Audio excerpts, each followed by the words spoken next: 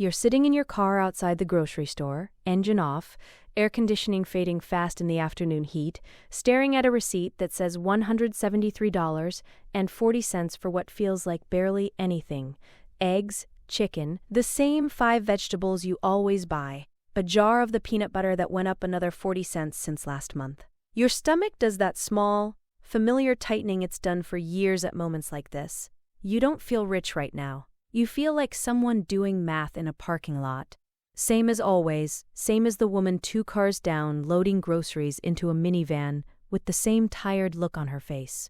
But there's something you don't know yet, sitting there with the receipt in your hand, 6 quiet signals that have already started showing up in your life, months or years before any bank balance would ever prove it to you. Most people never go looking for them, so they never notice when 2 or 3 are already true. And they don't lead to a number on a screen. They lead somewhere better, to the ability to leave a job you hate, cover a disaster without panic, say yes to your kid's school trip without opening a calculator first. That's what this is actually about. Let's find out how many of the 6 are already true for you, starting with the one sitting quietly in your bank app right now.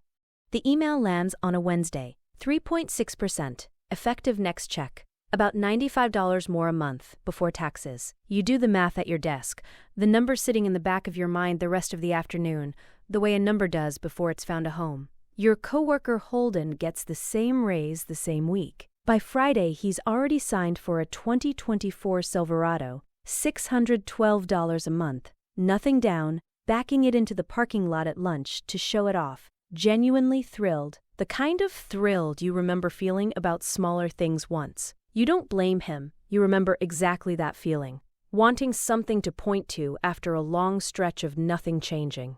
You do something quieter instead. You log into your account that night and bump your automatic transfer from $150 to $220 a month, the raise, redirected before it ever gets the chance to feel normal in your checking account. It takes 4 minutes. Nobody notices. Holden talks about the truck's towing capacity for the rest of the month. You listen, genuinely interested, and don't feel the old flicker of comparison you used to feel watching someone else's raise turn into something visible. Here's what that gap actually predicts. Whether a raise builds you a floor or just funds a slightly nicer version of the same tight month. Currently, the average American saves under 5% of what they earn, while spending quietly expands to swallow whatever room a raise creates. You're sitting closer to 15% now, not from willpower, but from moving the money before you ever saw it sit in your account long enough to feel spent.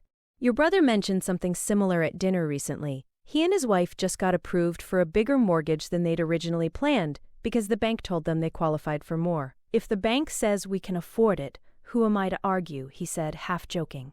You didn't argue with him either, but you noticed the bank's question and your own question were answering 2 completely different things. The bank was asking how much a household can service without defaulting. You were asking something smaller and more useful. How much of this month's money can go somewhere that isn't spoken for by anyone, including a bank? That gap, not the size of your paycheck, is the whole engine. If you've got one running right now, that's sign 1, and it's usually the first sign to show up, often years before you'd call yourself good with money. The call comes in on a Tuesday morning. Unknown number, local area code. You let it ring out. Listen to the voicemail 4 minutes later. Your car's ready. Totals $860. Alternator, belt, and alignment they found while they were in there. You put the phone down, finish the email you were writing. That's the whole moment. It wasn't always like that.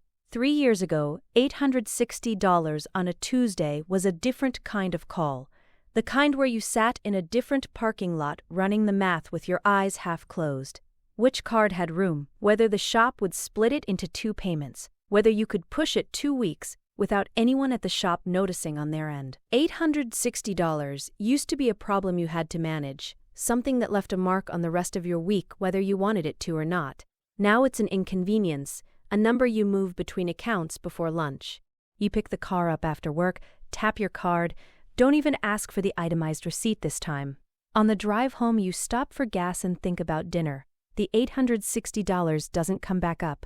Not once. That's the part nobody explains clearly about emergency funds. They give you the target number, 3 months, 6 if you can manage it, and never explain what it actually buys.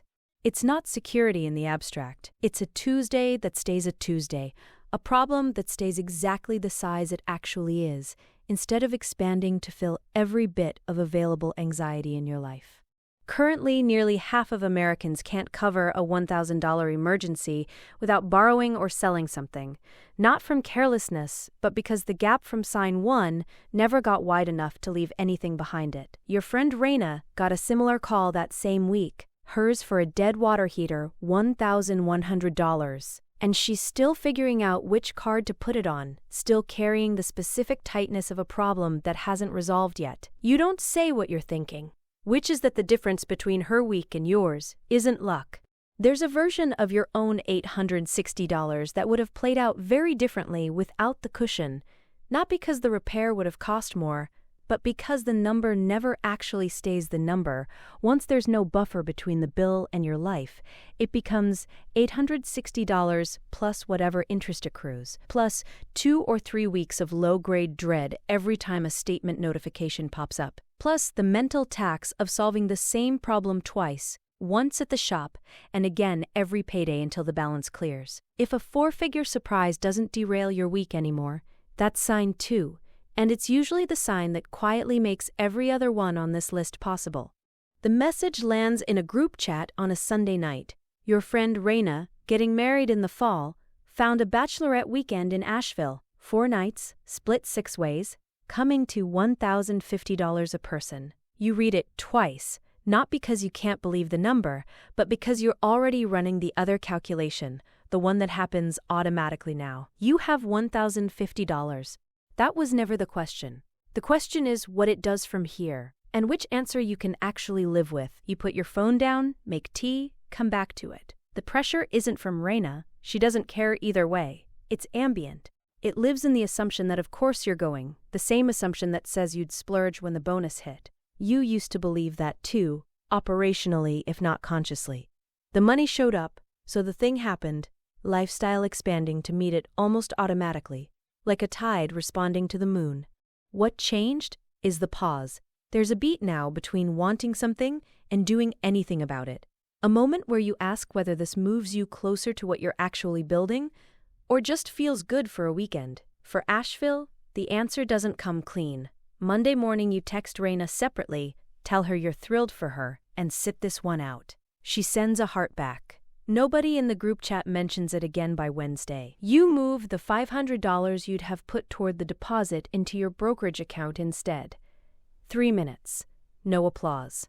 The pause showed up again. 2 weeks later, smaller scale, in front of a $180 pair of boots everyone at your office seemed to be wearing. You put your card away and gave yourself a week. 7 days later, you didn't want them anymore. Not from lecturing yourself out of it, just because the pull had left once the moment that created it had passed. You bought a $55 pair instead, the kind you'll actually wear every day, and felt something closer to relief than deprivation. You've watched this play out with people you genuinely respect. Coworkers who earn more than you, friends who are smarter with numbers than you'll probably ever be, still stretched thin because every increase in income found a matching increase in outflow before they ever noticed the pattern forming. The pause is the only thing that reliably breaks it, and it has nothing to do with income level. It shows up at $45,000 a year exactly as often as it shows up at $450,000, which is to say, it doesn't show up automatically at either. It has to be built on purpose. If you've turned down something you could genuinely afford because it didn't move you toward what you're building, that's sign 3. The first one that has nothing to do with your bank balance and everything to do with the half second before you spend. You set it up 14 months ago on a lazy Sunday, maybe 40 minutes total. Opened the account you'd meant to open for 2 years, linked your checking, scheduled $350 on the first of every month into a low-cost index fund. You didn't tell anyone. There was nothing to tell. Your coworker Deshaun picks individual stocks, checks them most mornings, has opinions about earnings calls he half understands, complete with charts on his phone he pulls up unprompted. You nodded along the one time he showed you his app at lunch and kept your own $350 running quietly in the background. When the market dropped 7% in a week last spring, your phone filled with notifications you never asked for. You looked, closed the app, transferred your $350 on schedule, like always. Deshaun sold a chunk near the bottom, got back in 2 months later at higher prices, and doesn't bring it up anymore, though he mentioned it once with a wince that told you everything. 3 weeks ago, unable to sleep, you opened the app at 1 a.m. just to look. The balance was higher than the month before, and the month before that, and it got there without you doing a single thing except not stopping. You've put in $4,900 of your own money across 14 months. The balance is higher than $4,900. That gap, the part you didn't contribute, is the market compounding, indifferent to whether you're watching. Currently, the total U.S. market has averaged close to 10% a year over long stretches, though nobody can promise it continues. The long game has never required genius. It's required exactly one thing: staying in when everything in you wanted out. You ran the math once out of curiosity. $350 a month for 20 years at a conservative 7% lands somewhere around $182,000, with roughly $84,000 of that being your own contributions and the rest arriving without you lifting a finger past the initial setup. There's no version of this that requires you to be smarter than Deshaun or luckier than Deshaun. It just requires you to be more patient than Deshaun, which turns out to be the rarer skill of the two, by a wide margin. If your money started making money on its own, quietly, without a decision from you past the first one, that's sign 4, the sign that makes every year after it easier than the one before. The offer comes Thursday afternoon. $8,500 more a year, a better title, and a commute that adds 50 minutes a day that didn't exist before. You don't say yes that afternoon. You don't say no either. You go home, make dinner, sit with it the way you've learned to now, letting the real shape of it settle instead of forcing an answer. By Friday, it's clear. You turn it down. A polite email, thank them for their time, pour another coffee, keep going. The version of you from 4 years ago wouldn't have made that call the same way. Back then, $8,500 ended the conversation before it started. You'd have found a way to make the commute work, and called a better pair of headphones a reasonable trade, told yourself it was temporary, and probably still be telling yourself that 4 years later. Somewhere in the last couple years, without a formal decision about it, you started measuring differently. Not income in, but hours out. 50 extra minutes a day, 5 days a week, comes to almost 4 hours, or about 200 hours a year, handed over for $8,500, a little over $42 an hour for the commute alone, before the actual job even starts. Framed that way, it stopped looking like an opportunity and started looking like a trade you'd already made once and didn't want to make again. It showed up smaller scale, too, a few weeks earlier, when a former manager reached out about freelance work, decent money, $900 for what she estimated at, maybe 6 hours, which you already suspected, from experience, would run closer to 10 once revisions started. You did the same math and said no, kindly, without the reflexive yes you'd have given years ago. 4 years ago you'd have taken it immediately, spent 3 evenings resentfully finishing it, and never quite said why out loud. This is the part that's genuinely hard to explain to someone who hasn't felt it yet. It doesn't show up anywhere in your bank account. It doesn't have a number you could point to at a dinner table, but it changes almost every decision downstream of it. The meeting you decline because it could have been an email. The Sunday morning you protect on purpose instead of filling it with something that looks productive. If turning down more money because it costs more time than it's worth felt easy instead of agonizing, that's sign 5. It tends to show up later than the others because it needs you to already trust the money part is handled. You open the spreadsheet on a Sunday morning. Coffee brewing, no particular reason beyond habit. Checking, savings, the brokerage account, minus the small balance left on the car. You do the subtraction, write the number at the bottom, then pull up last quarter's entry. The difference is $6,800. You didn't get a windfall. You didn't have a month where everything broke right. You just did the same quiet things every month, and the number moved anyway, without you noticing until just now. This is the sign most people never reach, not because it takes more discipline, but because it requires a different way of looking. Most people measure their financial life by what lands in checking every 2 weeks.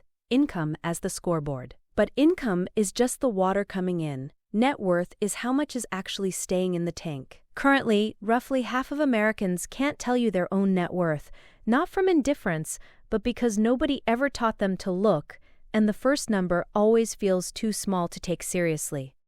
Your friend Priya earns visibly more than you, drives a nicer car, posts from nicer trips, and mentioned last year, half laughing, that she has no idea what her own net worth actually is. You smiled and changed the subject at the time. You check yours every few months and watch the direction hold. It always holds. That's what tracking it does. It turns an abstraction into evidence. Evidence that the gap from sign 1 is real, that the cushion from sign 2 absorbed what it was supposed to, that the pauses from sign 3 actually added up to something measurable on a page. Every decision from the past few months sits inside that single bottom line number. The transfer that went through on the first, the repair bill that didn't spiral, the trip you didn't take, the offer you turned down. None of it felt like progress in the moment it happened. It just quietly stacked the way these things do. Until an ordinary Sunday with the coffee still brewing made it visible all at once. If your net worth keeps climbing even during months that felt completely uneventful, that's sign 6, and it's the one that finally makes the other 5 visible at once. You're back in the same parking lot a few weeks later, a different receipt, a slightly higher total, the same tightening in your stomach that never fully goes away and isn't really supposed to. That part was never the accurate instrument. The 6 signs were: the gap that widened the week Holden bought the truck, the $860 that stayed $860 instead of becoming a second problem, the $500 that went into your brokerage account instead of a weekend in Asheville, the balance that grew by more than you put in, without you doing anything except not stopping, the 50 minutes a day you finally started charging for, the number on a spreadsheet that keeps climbing on ordinary Sundays nobody else will ever see. None of it felt like progress while it was happening. Each one was a small decision made in an unremarkable moment. That's exactly what it was, and exactly what it still is. You'll drive home from this parking lot the same way you drove home from the last one, nothing about the outside of your life announcing that any of it happened. That's the part nobody prepares you for. It doesn't feel like a montage. It feels like an ordinary Tuesday, followed by another ordinary Tuesday, followed eventually by a spreadsheet that says something different than the feeling in your stomach still does. This week, notice whichever one of these 6 is closest to showing up in your own life. You don't need all 6 today. You just need the first one, the way you noticed the raise sitting in your inbox, and a real answer to the only question that actually matters: what would you do with the freedom on the other side of it?